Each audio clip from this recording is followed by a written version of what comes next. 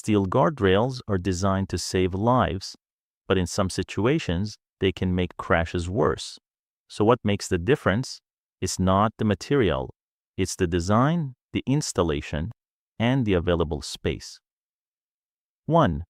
How steel guardrails work. Steel guardrails are flexible systems.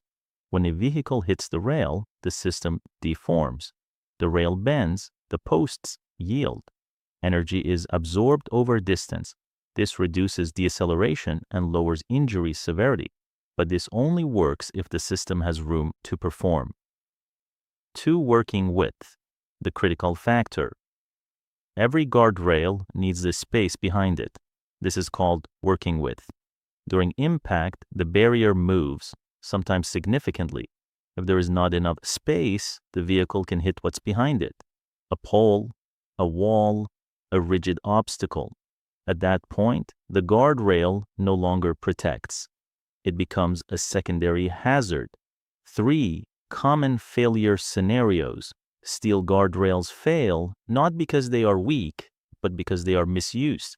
Installed too close to obstacles, incorrect post spacing, poor anchorage, damaged or poorly maintained systems. In these cases, the system cannot absorb energy properly, and crash severity increases. 4. Redirection versus penetration. When properly installed, guardrails redirect vehicles. They guide the vehicle along the barrier. But if impact angles are too steep or installation is incorrect, vehicles can penetrate the system or become unstable.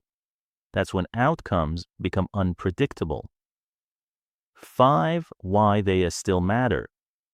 Despite these risks, steel guardrails remain essential.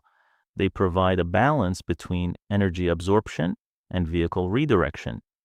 They are widely used because they work when correctly designed and installed. Conclusion: steel guardrails don't guarantee safety, they manage crash energy, but only under the right conditions. Good engineering is not about installing barriers, it's about understanding how they behave, because when they fail, they don't just stop protecting, they change how the crash happens.